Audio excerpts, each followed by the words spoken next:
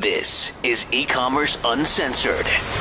Brought to you by Fast Forward. We're coming to you fully loaded and exposed with all the strategies and techniques for growing your e-commerce business.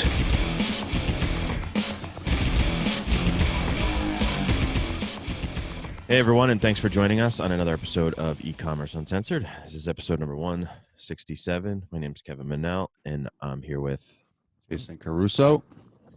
And we're here in day, God knows what of this. Day too many.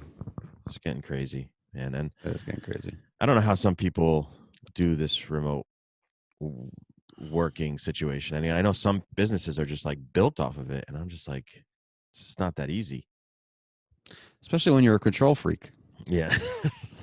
That makes it even more. Well, with the collaboration that we do, I mean, we work so close. We went from working so closely to each other, like literally side by side, to just working remotely completely. And it's a big change for me. I realize that we can do it, which is a good thing. We can't do it every day. I mean, Ezra Firestone, we talked to him a couple of weeks ago, and I think his business is completely virtual from what I see. And yeah, he's got a much bigger team than we do. And yeah, I mean, last I heard it was like 40 plus people working remotely. Yeah, so they do work on Slack, I guess, so that's kind of helpful. But yeah, I guess maybe we didn't have like the pieces in place, really. I mean, people who were doing it were ready for it, or there wasn't even really a change for them. For us, it's definitely a learning experience in a lot of different ways. All right. So anyway, today what we're going to do, Kevin, everybody knows that we have a Facebook course coming out, I believe. And if you go to ecommerceuncensored.com/truth, you can sign up. And we're actually doing a beta group right now at a very, very, very, very reduced price. So if you go there, you can check it out. And we have been, as some of you guys or most of you guys know, we've had this business that from September has taken off beyond, I think, our wildest expectations. I mean, it's going to be a multi-million-dollar business in, I don't know, 12 or 13 months or somewhere in there. We're on track to do that. And Facebook ads have been really the catalyst for that, and email. But over the last, few weeks, I would say things have gotten a little bit dicey with our ads. And today we're going to talk about how you can get your ads back to life when they start dying. But I think the Facebook ad fatigue is an actual thing. It is a thing, and it's conscious of. And it's a difficult thing when you start, not in the beginning, because you can always go after new audiences in the beginning. But when you start spending the kind of money that we're spending, $2,600 a day, $3,000 a day, $3,200 a day, whatever, you reach a lot of people really quickly, and it starts getting fatigued. But if it weren't for email, I think that it would have probably gotten a lot worse, a lot faster. If it wasn't for Clayvo in particular, Clayvo has really been, I think, when Facebook ads go down, when they start getting fatigued, we start sending out more emails. That was all you there, Kev. I'll give you the credit for that for sure. And it's done nothing but allow us to keep things at a much more steady kind of pace, right? Yeah. Not even like when we just have bad days on Facebook, we can just hop over to Clayvo and send an email to we can even do very specific segments of people that we know are really highly engaged, and that's something that Clayvo gives you the opportunity to do. But it also just works hand in hand with the Facebook ads, like we're going to talk about today. But I didn't tell you this the other day, I'm spending a lot more time in Clayvo nowadays from when you used to lock me out of the platform. I'm like in there just all day long. The other day, we have a client that does they have a menopause supplement, actually. And I had to send an email out promoting it. And I was like, I don't want to send these out to like all guys. So I tried their predictive gender segment. And they have this really cool way that they determine. I know a big part of it is probably by their name, but there's still some discrepancy there. So I'm sure they go by buying behaviors and things like that. And they use all the data they get in there to split people up by gender. So I was able to do that in Clayvo, which is really, really cool. Yeah, that is cool. I mean, and every day there seems to be something else going on in Clayvo. Like our personal account with the wildlife photography was just updated. Now all the SMS icons are in there, and it's pretty cool. I mean, I think that people don't realize how important. In fact, what's funny is one of the guys in our beta group for the Facebook ads, he keeps telling me, he's like, I'm waiting for the email course. He's like, that's what I want. I said, okay, that'll be next. Yeah. But yeah, I mean, email, I think without email, we would not be where we are today. Yeah. So go over to clayvo.com. That's KLAVIYO.com/uncensored. And you can get started for free. They have a completely free account. You can, if you're not totally convinced by what we're saying, go in there, hook it up to your store, see all the data that gets pulled in from your store, start your abandoned cart, your browse abandonment. You can do everything you want to do in this free account. I think up to about 250 subscribers you get for free. Yeah. So if you're not using them, I don't know what you're waiting for. Go over there and do it. And then you got to check out your fulfillment center, your shipping. And I'm sure a lot of people are sitting there and evaluating some of their costs of their business, and fulfillment and shipping is a big part of that. And now's a good time where you can actually shop around a little bit and get the best prices. And Rakuten Super Logistics is a perfect place to go. And they have a cool deal right now, right, Kev? Yeah. I mean, like I said, you're looking through your numbers. You can go to ecommerceuncensored.com/RSL. And when you sign up, use promo code uncensored. And what they have is you can provide them all your shipping fulfillment costs. And they guarantee that they'll beat your prices, or they'll just cut you a check for $500. So it's one of those no-brainer offers. Go check them out. I mean, they have 15 warehouses nationwide that allows you to get your packages to places quicker. And I know that is an issue right now. So go check these guys out. A great team too. Yeah, exactly. All right. So Facebook ad fatigue. Facebook ad fatigue. And what do you do about it? So, there are obviously lookalike audiences on Facebook. There are obviously targeted audiences that you can go after on Facebook. And the problem is that you start running out of these audiences. You can create different, lookalike audiences, and how, I don't know how to say it, but there's different percentages of how targeted the lookalike audiences are. So you can create a lookalike audiences of like 1% of an audience, 2% of an audience, 3%, 4%, whatever. But you start running out of these things as you're doing them longer. We've been running Facebook ads for this particular business since September, and the audience is a very niche audience, I guess. Mm-hmm. And I'm starting to run out of people to put the ads in front of. Now, I don't know if that's entirely true. I mean, I'm always doing research to see if there's new audiences I can get in front of that I'm not aware of. But, I have, 4 or 5 or 6 different audiences that are my kind of go-to audiences. And we've been running an offer for, I don't know, since what, February-ish? Yeah. The same offer? Yeah, February, March, April, May. So for 4 months, and people on the ads, I'm seeing them every day. They're like, you've been running this offer for a year. I write back, I'm like, no, actually it was in February, and we're picking a winner in July. You got to love the trolls out there. You got to love the trolls. They're everywhere. But the beginning of April, we were kicking ass. We were doing, I think we were averaging, I don't know, $6,300 a day, which is a high average for us. Almost a 3x return, right? Yeah, almost a 3x return, right?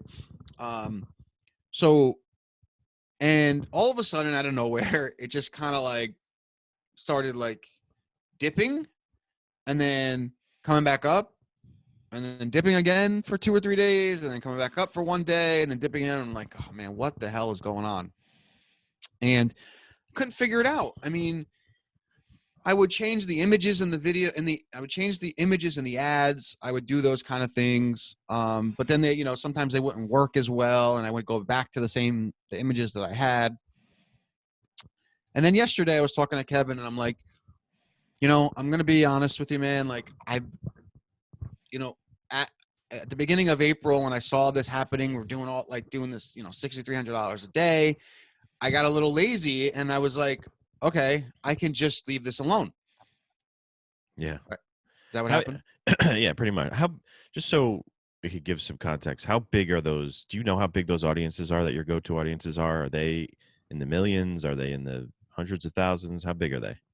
So what I've noticed is this. They are in the millions and millions and millions. But what I've noticed is that there's a little button in there that says expand audience that's closely related to this audience you're targeting. And I found that when you have that on, Facebook shows you a much larger audience that they can go after. And then when you turn it off, it's like smaller. Now, even when you have millions and millions of people to target, you have to understand that doesn't mean that millions and millions of people are that active on Facebook. Right. So our ads get to about 80,000 people a day. 80 times 5, what would it be? What's that, like 400,000? 400,000, yeah. Okay. That's nowhere near millions, but there may only be 400,000 active people in that audience on Facebook.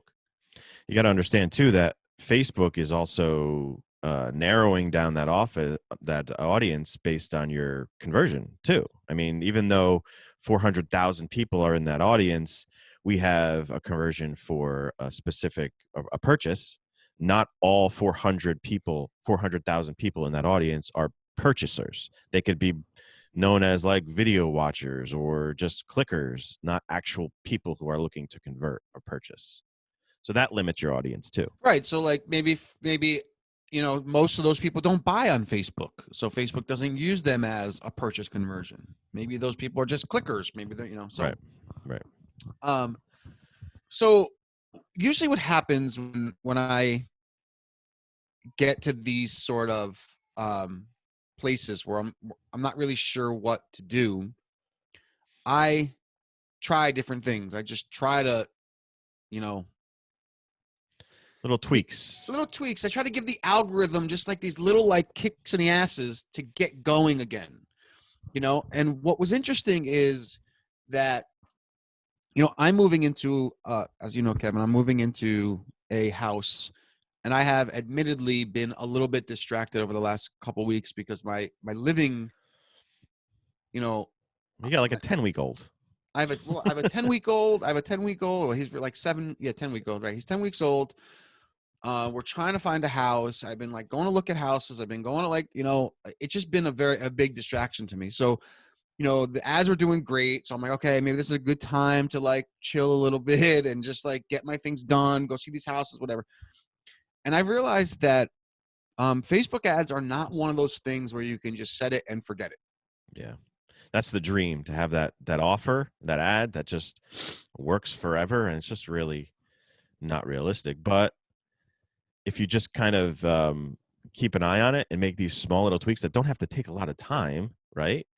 Are you duplicating the campaigns? Like, what are you doing to tweak these things? Right. So a couple things. When they start getting fatigued, I'll start changing out images. That's like the first thing I do. But with this particular brand, I try to make sure that I'm not changing the types of images that much, because I've found that some images are working much better than others. But outside of that, I like to tweak things like the budget. And I don't do it, I know they tell you 20%, 20% increases in budget. But I found that there is a breaking point to that where the ads just stop getting you back a return, and you can't just keep doing that. So I've found that even just something small. Like yesterday, I just changed the budget by like $50. So we're spending, we have different ad sets, and each of them I'm spending like $500 for each ad set, and I like up them to $550. It's not that big of a deal, but it does change the algorithm. Now Facebook has to start, changing things around and showing the ad to different people. I don't necessarily duplicate the campaign. You can, but that will depend on where I am in the budget. So if I've increased the budget over 2 or 3 weeks, then I'll start duplicating the ad set or a campaign. If I'm at the low end of where I'm starting from, I'll just, increase the budget a little bit. Yeah, and I think a important thing to mention too is like depending on what you're changing. Like if you're changing an image or if you're changing text in an ad, it's not like you want to go into the ad you've been using and change that, right, Jason? You want to duplicate the ad, so you have your old ad that was running, that was being effective, and make a new one and then change that one. So you have something to go against. Exactly. I was going to just say you can test against. So what I'll do is I'll take the campaign, I'll duplicate it, I'll put like a number 2 or number 3 next to it, depending on where I am, and then so I name it the same thing, so that 2 and 3 will stay next to each other because it's kind of like the same, the spelling, and then I could see like which one was doing better, and if I see that one of them has a much higher ROAS or it's funny. I'm not even looking at ROAS anymore, man. Like I'm looking at cost of acquisition. It's like I'm, excuse me. I'm just not looking at ROAS because I know if I can keep that cost of acquisition at like $50, $60, $70, we're making money because our average order value is 160 or 150. Well, we're also making a lot of the return on the email side that, happens outside of that Facebook window. So Facebook's not taking credit for it. So we have to consider that too. Right. So I'll look and see if the new one is underperforming or overperforming. And if it's overperforming, what I'll then do is I'll slowly bring in some of those images into other campaigns. Right. So now that those campaigns start, because our copy is the same, just with different audiences. So I'll just like slowly swap out those images. And then okay, say you make a change and it's not performing as well. Will you then a tweak would be just to turn the other one back on again? Is that what you would do? With a minor change, I would probably change the budget a little bit just to kick it in to do something. But I found that turning it back on will get you sort of like at least the same results as it was getting. But I'll look over like the last 7 days. I'll start off with the last 14 days, then I'll go to 7 days. And then what I'll do is I'll pick the last 3 days and I'll see like, okay, this thing is really like poo-pooing. So let me give it some more budget. Let me change something. I mean, yesterday I did a few things. I changed, or was it 2 days ago? I don't remember what it was. I think it was 2 days ago. 2 days ago? I don't know. My last edit. 2 days ago, yeah. 2 days ago, because it started working really well these last couple days. Yeah. Plus you're sending on emails. I changed the budget, and then I went after some new audiences. I tried to get creative. Like instead of going in the Facebook course, I'm recording videos right now about audiences, and one of the things I'm going to targeting and audiences and stuff is I'm starting to get a little bit more granular in my targeting, just to try to find a different group of people. Yeah. Again, this is all optimization stuff. It all started with the offer, like we always talk about. We're not doing any groundbreaking changes to the way this works. I mean, it's basically the same copy, just a little bit of a different image, perhaps. It's the same landing page. It's the same offer. It's just you're giving Facebook like a little nudge. Be like, okay, Facebook, wake up a little bit. We're doing something a little bit different. And it kind of kicks that algorithm back into action. Yeah. So what man, like it's so interesting because the more and more I stay in this Facebook thing, the more and more I'm learning, right? Like Facebook will tell you like, yeah, you know, we're optimizing the campaign or we're optimizing the ad set, and we know best. So once you get those data points, we're, you know, the pixel, like seasoning the pixel, and these, I found that to be all nonsense, man. Like, I found that when you have an offer that works, you just have to get eyes on it. Mhm. And as Facebook learns, it starts serving your ad to people who they think is going to convert. And I found that when I change something, they just get the ad in front of as many people as they can because it's trying to learn, and then the ads start working better. It's a weird thing, man. Like, when I change things, all of a sudden I get 30, 40, 50 people on the website at all times. Yeah, it was just on Sunday. We were like depressed looking at these orders, a lack of orders coming in, and I think it was like probably Sunday. You probably changed the ad, which is 2 days or 3 days ago, and probably launched on Monday. And I mean, as we speak, I'm seeing Orders the flying. orders flying in, and I I'm was like, looking. what changed? I mean, it's the same thing. It's just, we're doing the same thing. Let me ask you a question, just because I know you've done this too. Kind of tweak is like, instead of doing the 20% increases in budget over 3 or 4 days, which is what Facebook recommends, you'll sometimes duplicate the campaign and just increase the budget that way. Go from $500 a day to 1,000 by duplicating the campaign instead of just jumping up to $1,000. Yeah. So if it's working, if something's working really well, you know, um, I'll duplicate it and then start high or start higher because I know that it's already working and there's not much I have to worry about. And there's also times where I'll duplicate it and start lower as well, Kev. I don't know if you noticed that, but I'll duplicate it and start it lower as well because it's a little bit more efficient when you're not spending as much money because it's not just trying to get the ad out there. It's funny, the timing on that too. You got to be careful because we'll talk about, doing this increase in budget like 8 o'clock at night or 10 o'clock at night. And we're like, let's wait till the morning, because if we go to $1,000 at 9 o'clock at night on Facebook is going to spend that $1,000 in about 2 hours. Yeah. Because it's going to use that day. It's going to consider that a full day. Which I find not helpful because you wake up the next day, you've already spent 4,000 or 5,000. Now you're going to spend another 3,000 on top of that. Which is, got to watch out for that. Facebook. That's one of the kind of things Facebook, can take advantage a little bit. Of the budget. Yeah. I mean, I'm learning little, I don't want to say that techniques or things like I'm learning little tendencies of Facebook that's allowing me to get better at it. Like, I'm learning what to understand, like what to know or what to expect.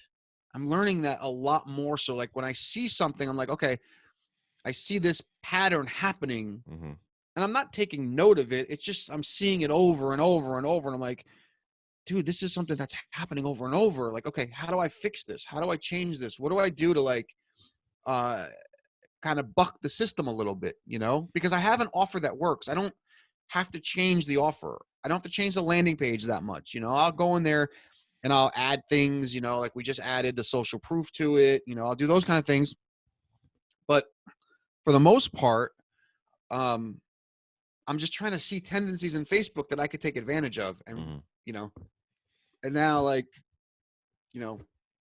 but again, what we just did on Sunday is not going to last forever. I'm going to have to go in there probably another, I'll probably look in there today and try to find some new audiences just to try to keep it going. Yeah, we're definitely noticing it. Just we know the offer is going to work. We just got to get it in front of as many people as we can. Right. And that's what, making these minor little tweaks can do. Kicks it back into motion.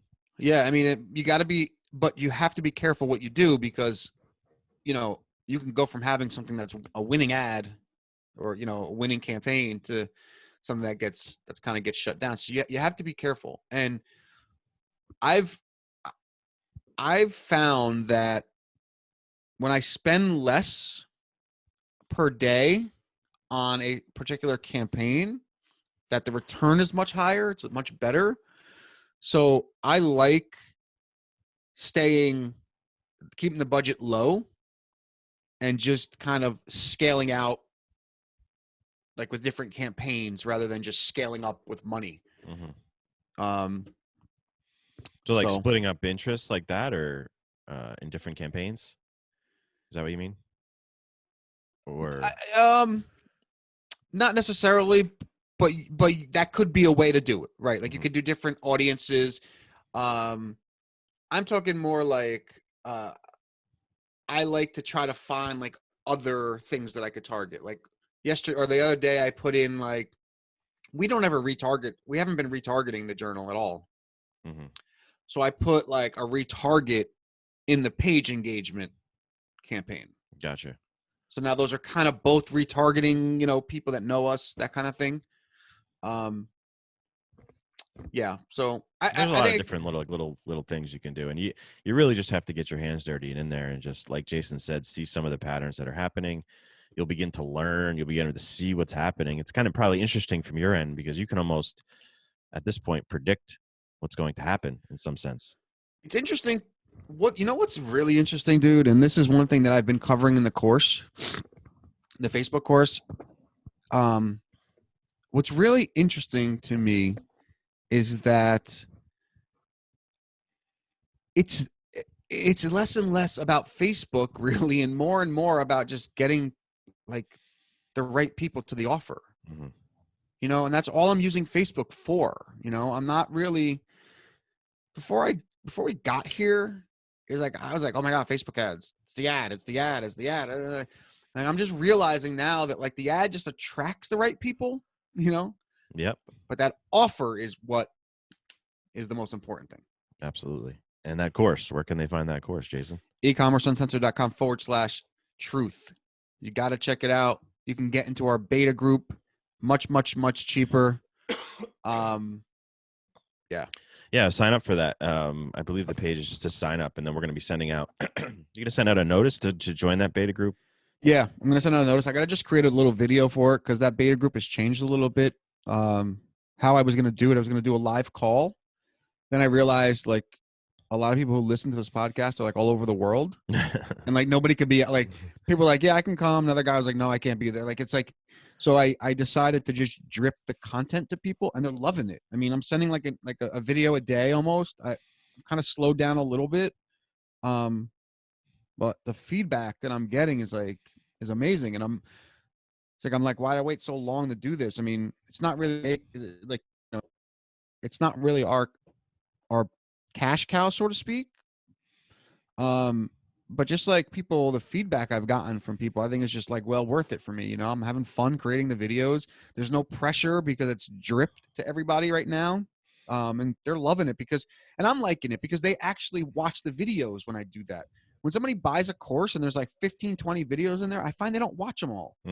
Where this is like, I'm getting emails like, hey man, when's the next video coming? And it's like, I like that because I feel like I'm helping people, and I feel like people are actually watching it because there's a lot to learn. You ask yourself why you waited. I think it's a good thing we did. I mean, we've gone into this 2 years ago. We talked about doing this, and it's a good thing we waited because the value of this course is just so much better than it would have been at this point. So go there, go to ecommerceuncensored.com/truth. You sign up, and we'll send you an email. You can sign up for the beta group, and you can start getting this course. And the next thing you got to do is make sure you got Clayvo in place. Well, because without Clayvo, you know, Facebook only can do so much. Yeah. You need email. You have to have email. You have to see where your money's coming from. You got to see where we have traps all over right now with email. Yeah. What's that? No, I was just saying we're talking about Facebook ads, but really we're using a Facebook ads, and a good deal of the revenue is coming by bringing people in from Facebook into our email list in Clayvo. Right. We have it both ways. We have it. People are buying on Facebook, and we have it.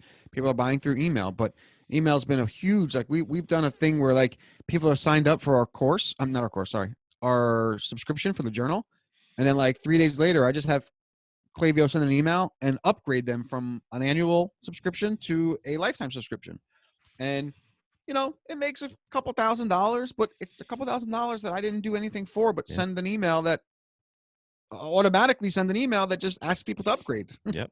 There's a ton of those things you can do. So go to Clayvo.com/uncensored. That's KLAVIYO.com/uncensored. You can start a free account to get started right away.